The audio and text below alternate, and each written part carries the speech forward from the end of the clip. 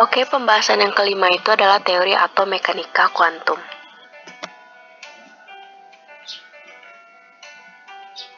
Jadi, pada teori atau mekanika kuantum, ada 5 pokok bahasan yang kita bahas. Yang pertama itu tentang mekanika kuantum, yang kedua radiasi elektromagnetik, yang ketiga model atau mekanika gelombang, yang keempat orbital, dan yang kelima adalah konfigurasi elektron. Oke, kita bahas yang pertama itu adalah mekanika kuantum. Di slide sudah ada 2 catatan kecil, yaitu tentang gelombang dan sifat-sifat gelombang.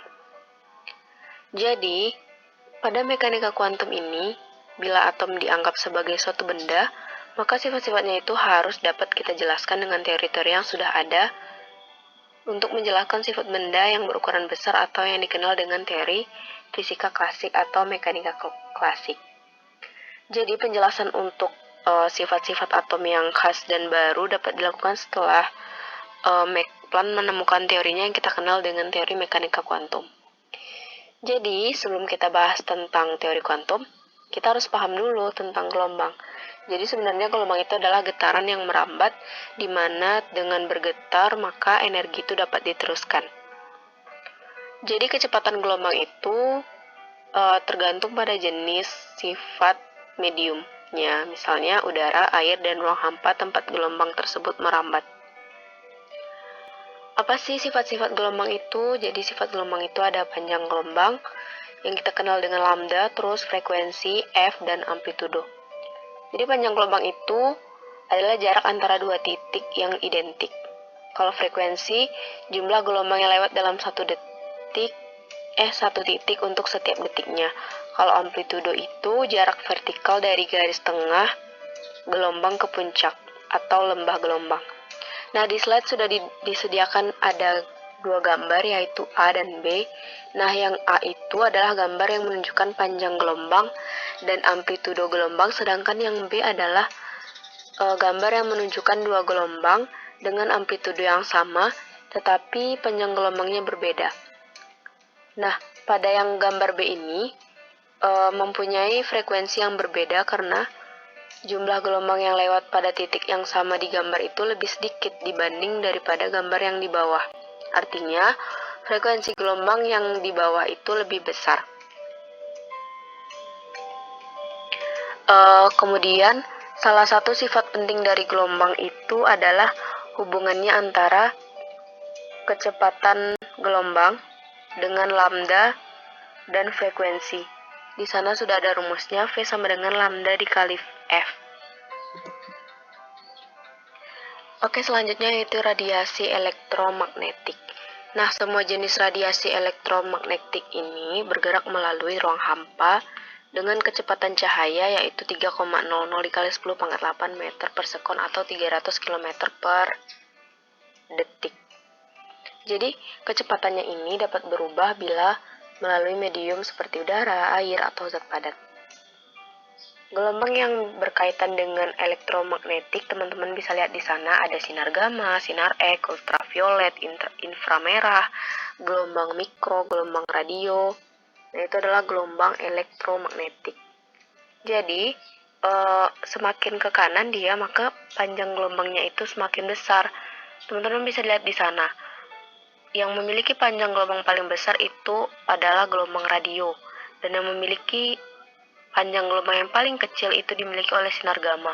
Berarti semakin ke kanan dia, maka semakin panjang gelombangnya, semakin ke kiri dia, semakin rapat gelombangnya. Begitu juga dengan frekuensinya. Semakin ke kanan dia, maka frekuensinya semakin menurun. Kiri dia, maka frekuensinya semakin menurun.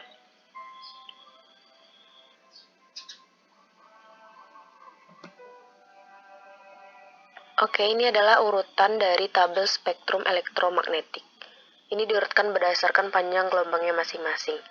Jadi yang paling panjang gelombangnya yang pertama itu adalah gelombang radio, kemudian gelombang mikro, sinar inframerah, cahaya tampak, sinar ultraviolet, sinar gamma, dan sinar X dan sinar gamma.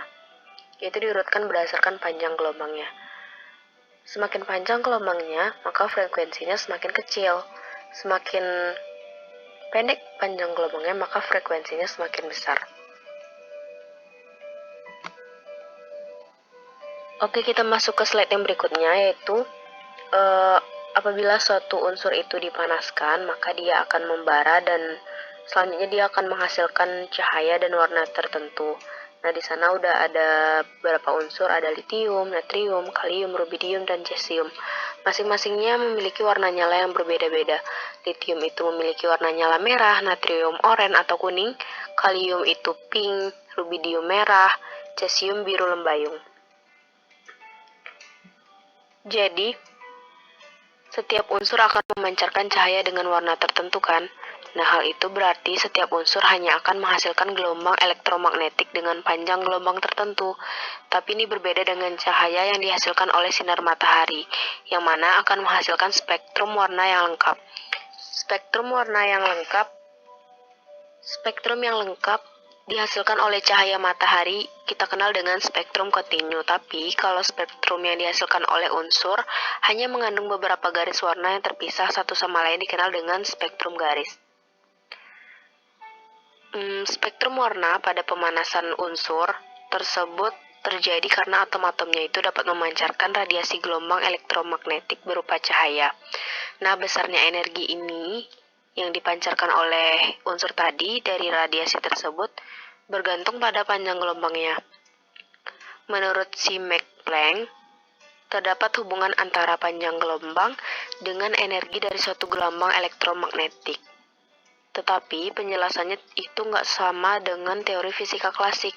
Kalau menurut teori fisika klasik itu, atom-atom dalam zat padat dapat menyerap atau memancarkan energi berapapun besarnya.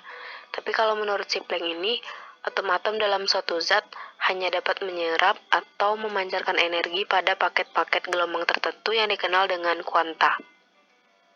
Jadi, Max Planck memberi nama paket gelombang terkecil yang dapat diterima oleh suatu atom itu dengan nama kuantum. Makanya kita kenal sekarang dengan teori mekanika kuantum.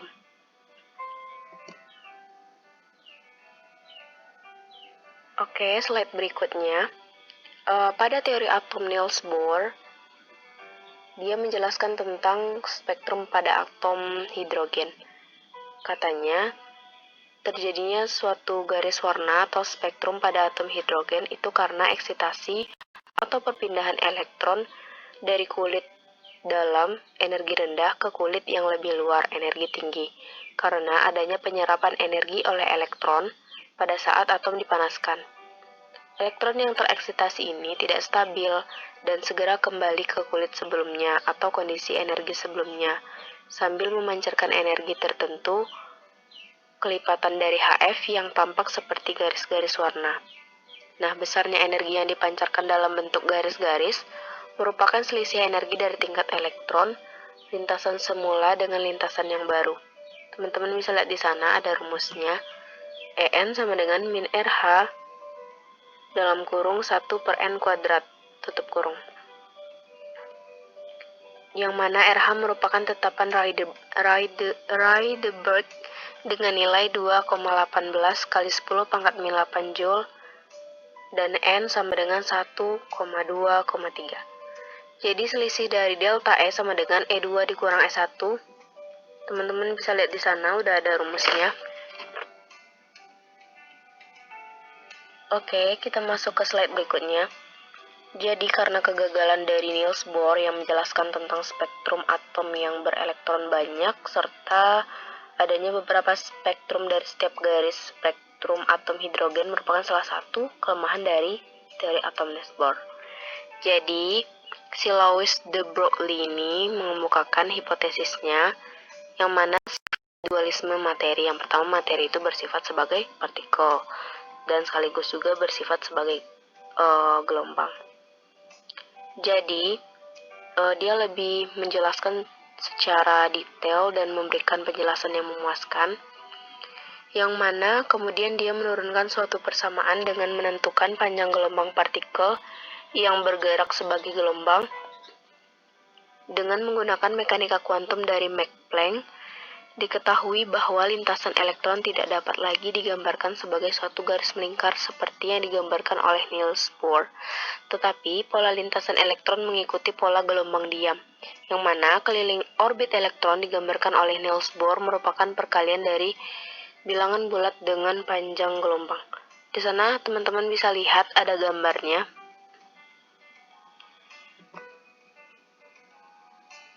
Oke, kita masuk ke slide berikutnya.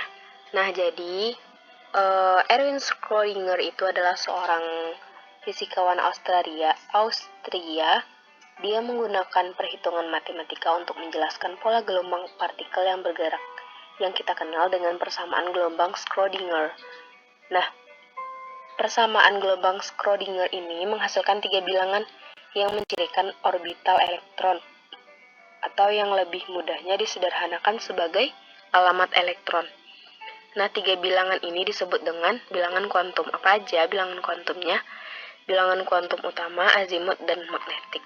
Tapi sebagai pembeda, itu ada lagi bilangan kuantumnya, yaitu bilangan kuantum spin.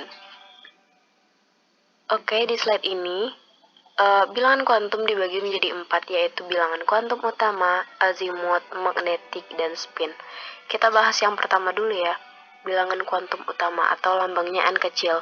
Jadi, bilangan kuantum utama ini menyatakan tingkat energi utama dengan nilai N, 1, 2, 3, 4, 5, 6, dan seterusnya.